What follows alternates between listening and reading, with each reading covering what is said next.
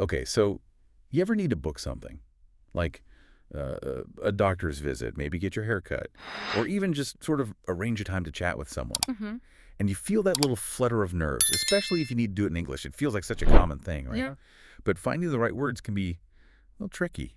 It really is. And it's one of those absolutely fundamental practical skills. It touches so many parts of just daily life in English-speaking culture. Exactly. It just comes up constantly. Yeah. So, okay, let's unpack this. Today, we are doing a deep dive into making appointments and plans in English. Yeah. We've been digging into a really focused source for this. Basically, it's a guide, a script, specifically designed to help you navigate these kinds of interactions smoothly. And our mission here really is to pull out the most useful, actionable bits from that guide. Hmm. The specific phrases and the core understanding that'll make a real difference for you. Right. And the goal. By the end of this deep dive, you should feel, well, significantly more confident, equipped with exactly what to say when you need to book something or change it, or even cancel it in English. Let's jump in. Okay.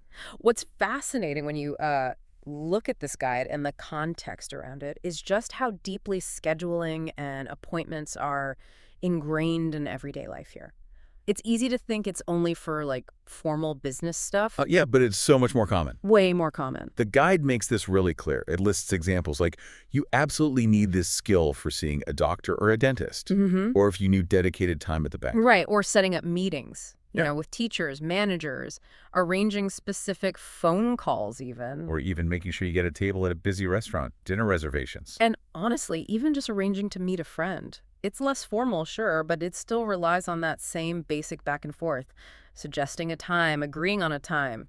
And if you don't quite have the language ready for those moments, it can genuinely lead to, well, awkwardness or confusion. Or you miss out on something just because you weren't comfortable making the arrangements. Exactly. So this deep dive is really about giving you those practical tools so you can handle these interactions, with ease. Okay, so let's start with those slightly more structured situations, the formal ones, Hmm. like calling an office or an institution. Right. This guide highlights some absolutely must-have phrases for that. Yeah, these are the phrases that they cut right to the chase, but they stay polite. They cover the core things you need to do when you call to book something. Like right at the start, I'd like to make an appointment with.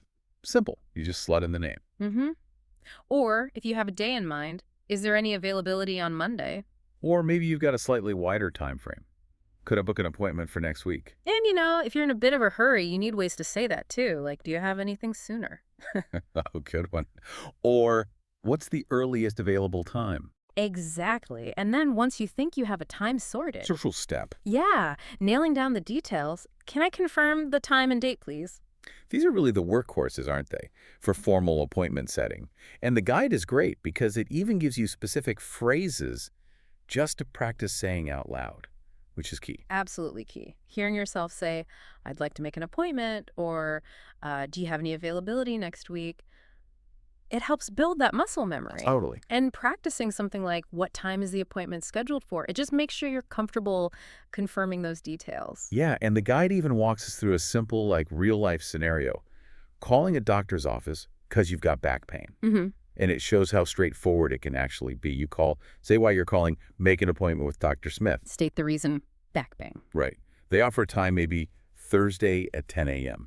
And you accept, that works. Thank you. It really highlights that it doesn't have to be super complicated. Not at all. And the practical advice woven into this section is just so valuable. Speak clearly, calmly. Don't rush.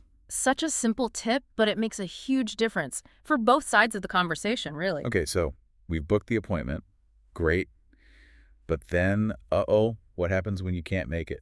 Ah, yes, the next common challenge. Right. Life happens, plans shift.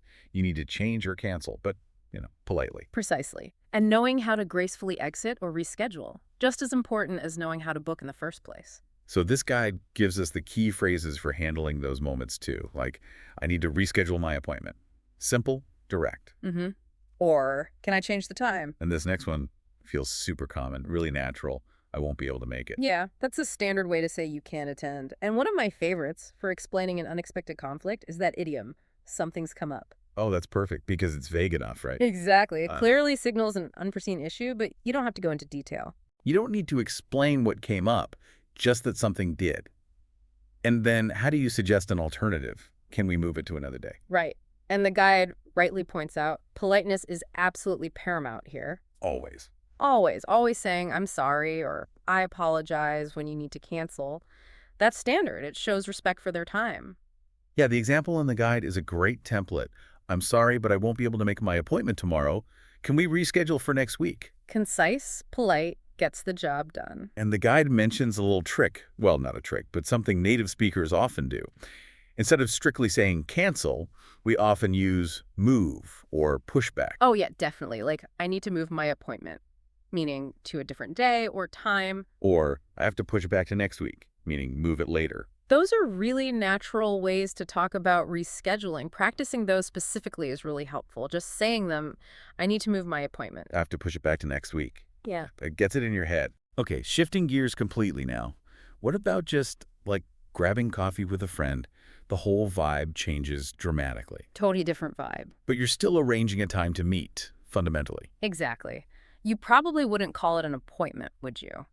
But the underlying skill, coordinating schedules, it's the same. The language just gets much, much more relaxed. And this guide provides some great casual phrases for that, too.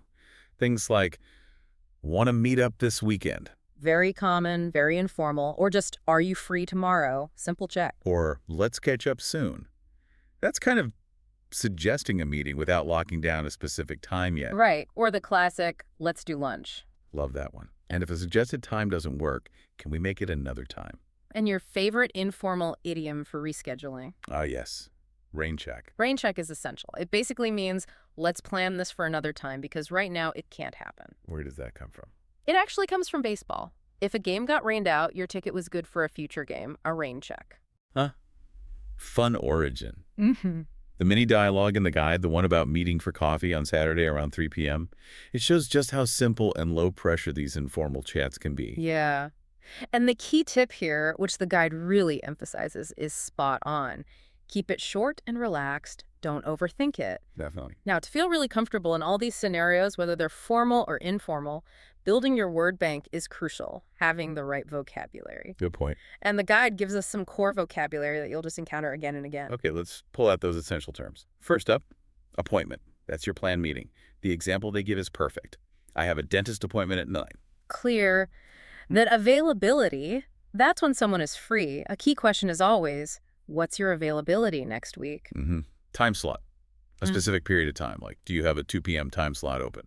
Reschedule. We talked about this changing the timer date. Can I reschedule for Tuesday? Confirm. Making sure something is definite. I'd like to confirm my booking. Essential. Very. Walk-in.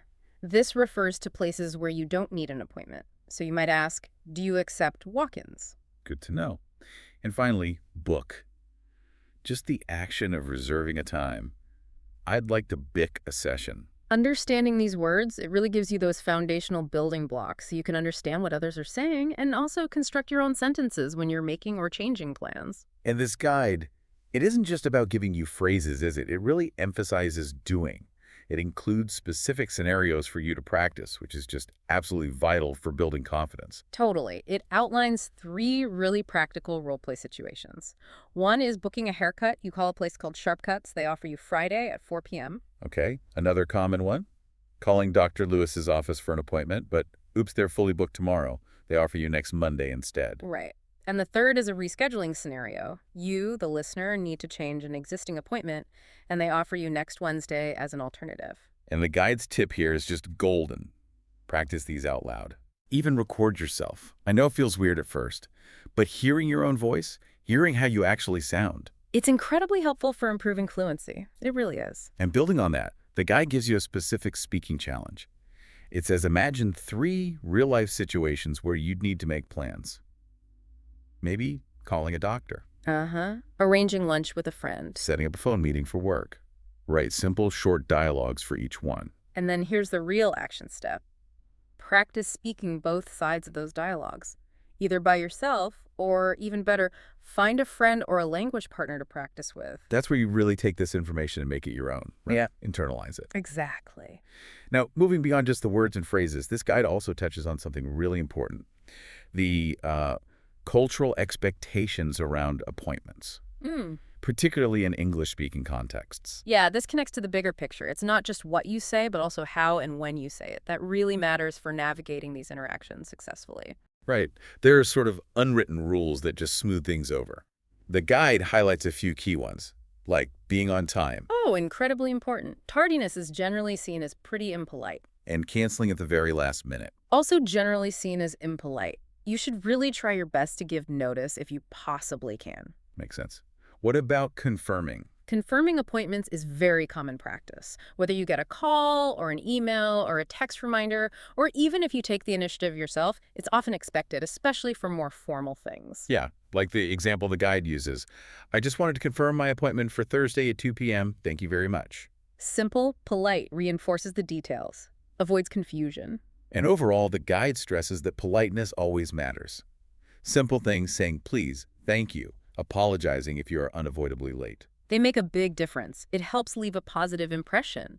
Understanding these points helps you not just communicate the information clearly, but also interact appropriately within the culture. So to bring it all together and give you something really tangible, the guide provides what you could basically think of as copy-paste phrases. Yeah, like a ready-to-use toolkit. Ready-to-use lines, organized by what you want to do. Exactly. So, for booking, you could have, "Hi, I'd like to book an appointment for Tuesday, if possible." Or asking about a specific person. Is Dr. Patel available this week? Then for confirming, "I just wanted to confirm my appointment for 10 a.m. on Friday." Or just checking, is my appointment still scheduled for tomorrow? For canceling, "Unfortunately, I won't be able to make it. Can we reschedule?" Adding that apology. Wow. I need to cancel my appointment for today. Sorry for the inconvenience. And finally, for rescheduling, "Can I move my appointment to next week?" Or is it possible to change the time? Having those ready, either in your head or maybe even written down somewhere handy, can make all the difference when you need them in the moment. Takes the pressure off. Absolutely. So, okay, based on this incredibly practical guide we've been digging into, you've now got a really solid toolkit. You've got the key phrases for booking, changing, canceling, Ideas for putting it into practice. that essential vocabulary. And those crucial insights into the cultural expectations. The message from the guide seems really clear. Take this information and actually use it. Yeah, be confident. Speak clearly. And don't be afraid to ask questions or confirm details if you're unsure about anything. It's always better to ask. Right. Which, raises an important question for you to think about. Considering how absolutely common appointments and scheduling are, like in daily life, just think about how mastering just these few interaction points could fundamentally change your comfort level. It could open up opportunities you might have hesitated on before. So maybe think, what's the first appointment you're going to feel confident making or maybe changing now? Yeah, pick one of those phrases we talked about. Try to use it this week. Go for it. Go book that thing. Thanks for diving deep with us today.